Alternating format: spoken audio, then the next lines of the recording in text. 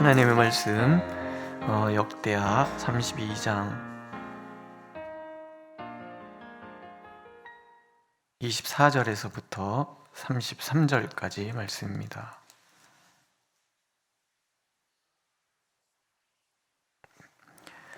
한 목소리로 읽겠습니다. 24절.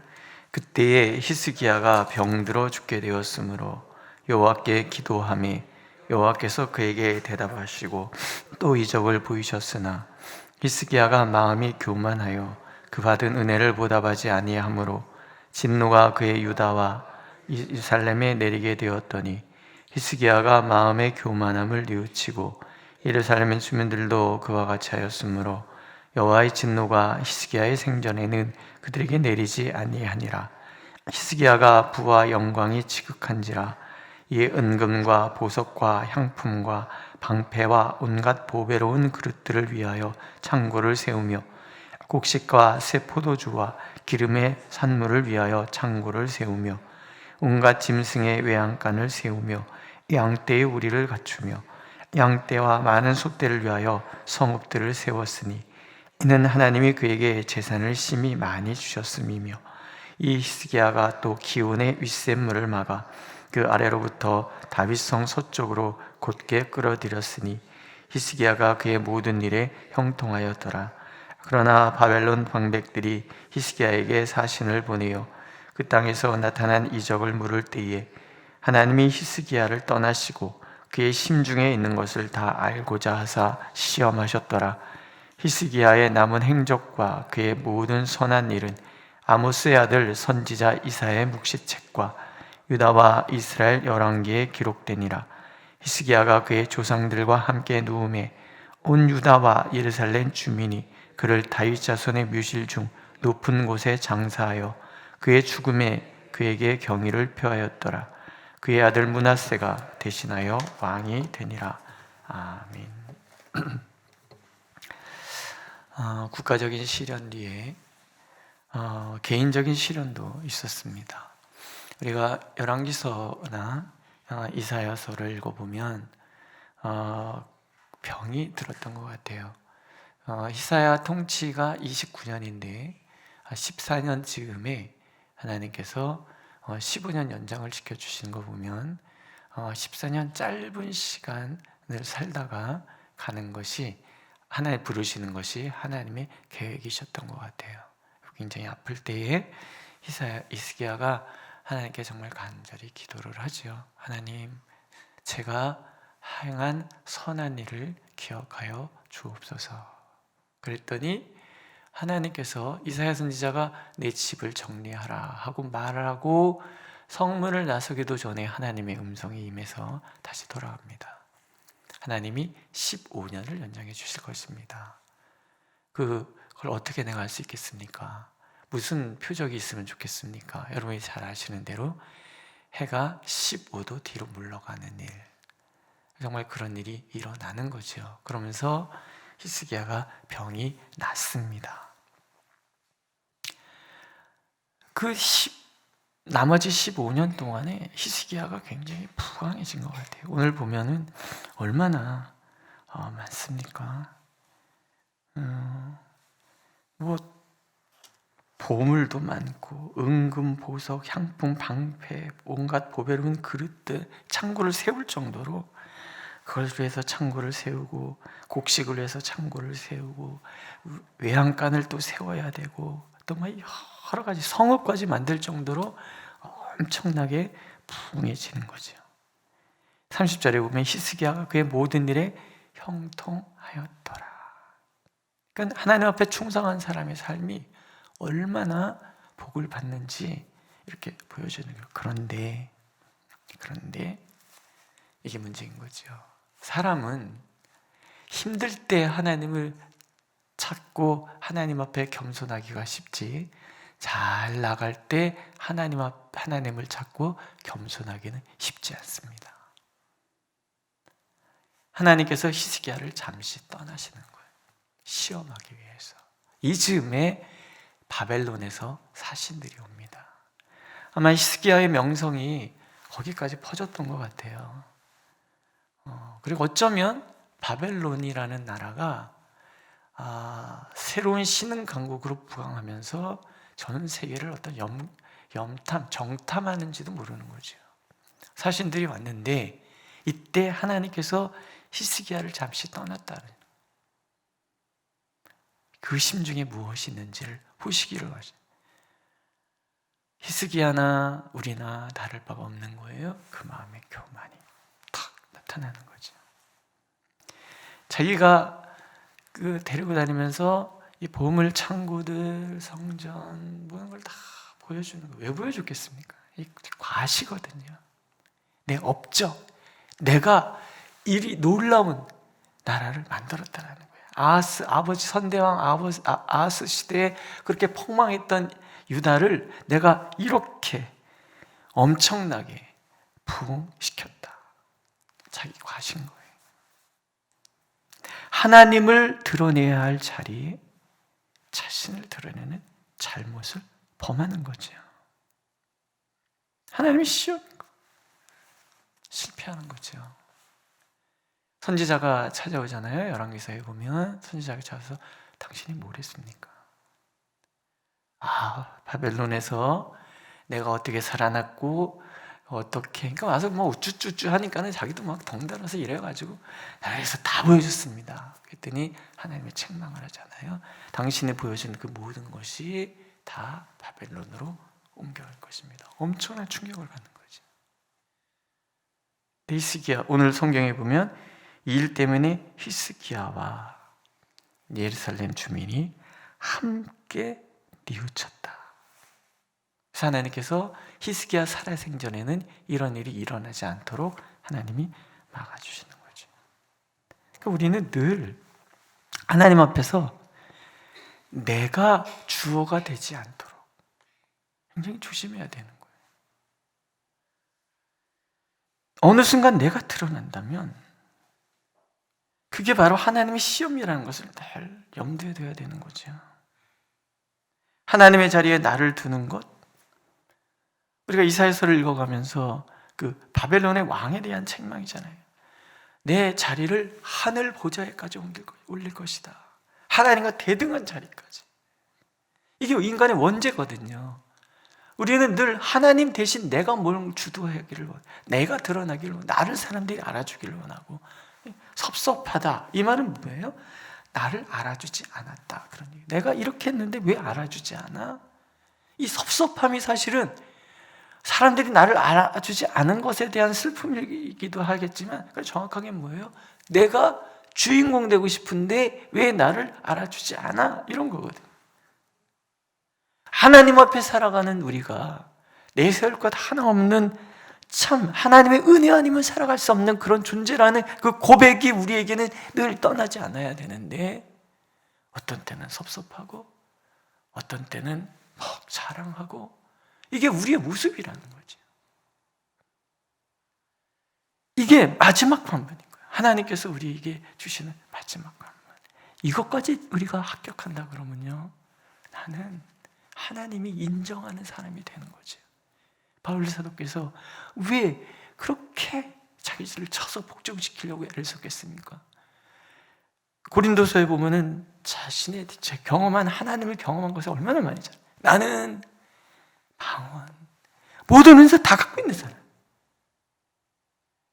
죽은 자도 살려냈고 어디를 가든지. 데살로니가 교회 같은 경우는 3일 복음을 전했는데도 교회 안에 쓰잖아요.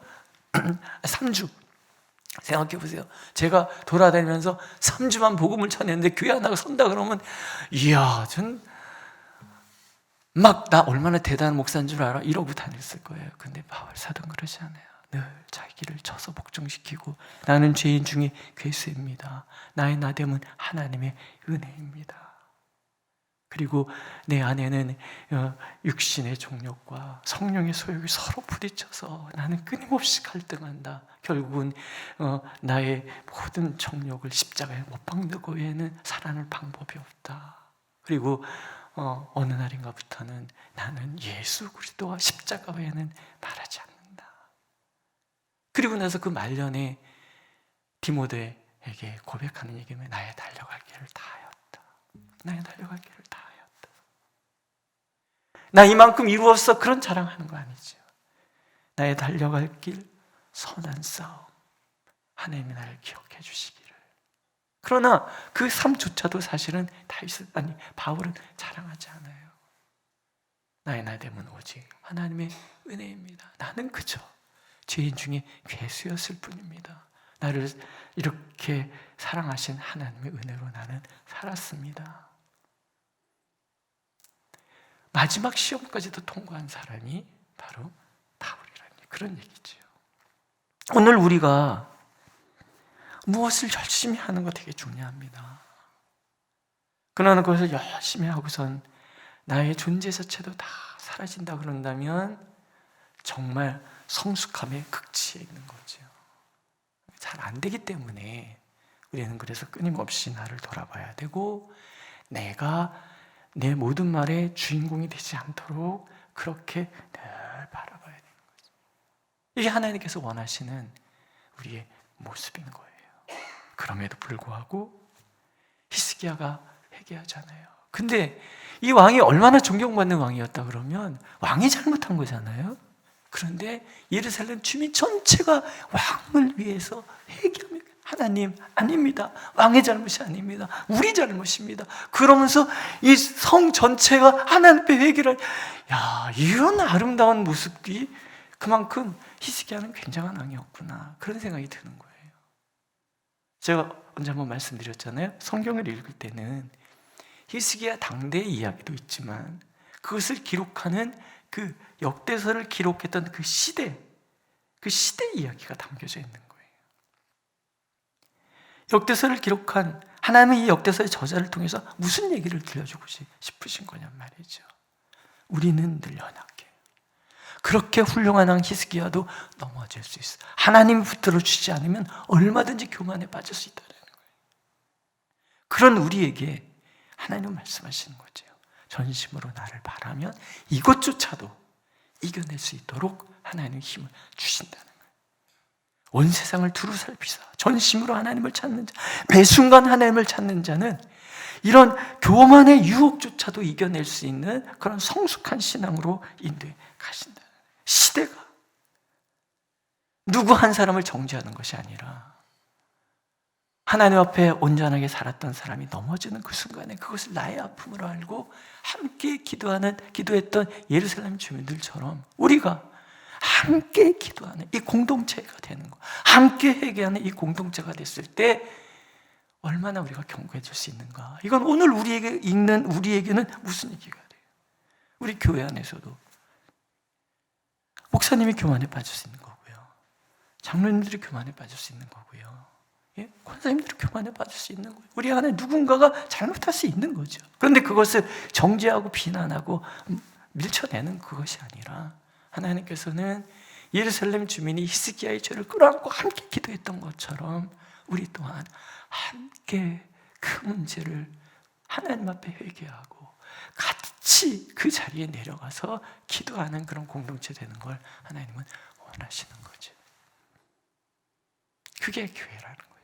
그게 하나님의 백성들이라는 거죠.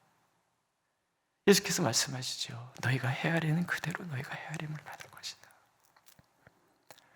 내가 비판적으로 바라본 그 비판은 사실은 정확하게 하면 나를 향한 비판이 될 것이고, 그러니까 누구를 비판하기에 앞서서 그것이 나를 향한 비판으로 변할 것이기에 우리는 회개하며 기도하는 거죠.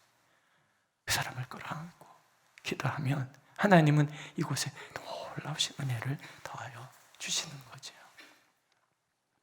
결국 히스기야가 이제 별세를 하지요. 근데 하나님께서 그 마지막을 참 아름답게 장식해 주시잖아요. 민심이 곧 천심이라고 그랬어요. 백성들의 마음속에 하나님이 담겨져 있는 거죠. 하나님의 마음이 담겨져 있는 거죠. 히스기야를 다윗의 묘실 중에서 가장 높은 곳에 장사했다. 백성들은 역대 어떤 왕들보다도 히스기야 왕은 하나님 앞에서 가장 위대한 왕이었다, 그렇게 칭송하는 거예요. 하나님이 하시는 거죠. 하나님께서 백성들로 하여금 그의 죽음에 경의를 표함으로 바울 사도가 얘기했던 것처럼 하나님께서 의의 면류관, 영광의 면류관을 히스기야에게 쓰여주는 거예요. 히스기야가 하나님 나라에 입성하는 그때 하나님께서 천사를 거느리고 와서 수고했다. 비록 한 가지 잘못은 했지만 그 또한 하나님의 은혜 가운데 다 파묻히고 너 수고했다. 그렇게 하나님께서 백성들을 통하여 경의를 표하도록 막고 주시는 거죠. 어떻게 인생을 마무리하는가 하는 것은 굉장히 중요하죠. 언제 한번 웨일 다잉에 대해서 강의하시는 목사님을 초청해서 우리가 어떻게 삶을 마무리할 것인가에 대해서 우리가 배울 수 있는 시간을 가졌으면 좋겠어요. 열심히 젊으실 때 살았던 거, 그건 그거대로. 그러나 이제 힘이 떨어지고 여겨지기 아프고 자녀들도 다 떠나고 그랬을 때 우리가 맞이하는 나의 삶은 어떻게 하나님 앞에 살아가야 되는가? 이런 것이 저는 굉장히 중요한 문제라고 생각이 들어요. 젊은이들이 말하는 꼰대로 남을 것인가? 아니면 진정한 어르신 찾아뵙고 인사드리고 그분과 대화를 나누고 싶은 그런 어른이 될 것인가? 하나님께서는 우리의 삶 전체가 하나님 앞에서 보배롭고 아름다운 삶이 되어서